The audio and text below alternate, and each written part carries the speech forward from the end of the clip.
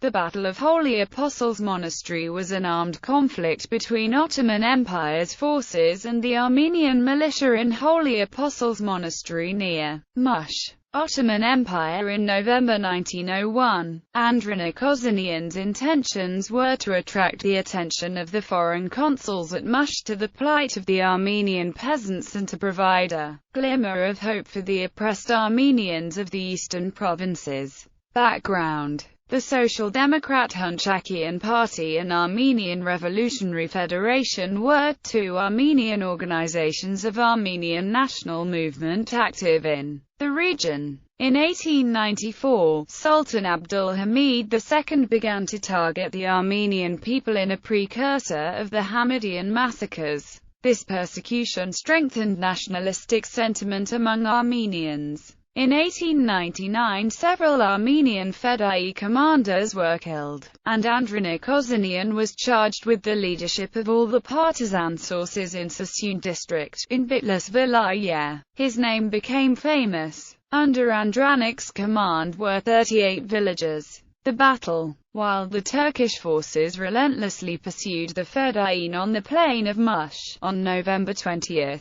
1901, Andronik came down from the mountains with 30 Fedayeen and 8 to 10 peasants from Sronk village, hardened in constant skirmishes, and barricaded himself in the Holy Apostles Monastery in the southern suburbs of Mush. An entire regiment of 5 Turkish battalions, commanded by Ferik and Ali Pashas, besieged the well-fortified monastery. The Turkish generals leading the army of 1,200 men asked the Fedayeen to negotiate their surrender. During this period the Turkish army had great losses because of cold weather and epidemics. After the 19 days resistance and long negotiations, in which Armenian clergy as well as the headmen of Mush and foreign consuls took part, Andronik and his companions succeeded in leaving the Arakelets monastery and fleeing in small groups. According to Leon Trotsky, Andronik dressed in the uniform of a Turkish officer. He went the rounds of the entire quad,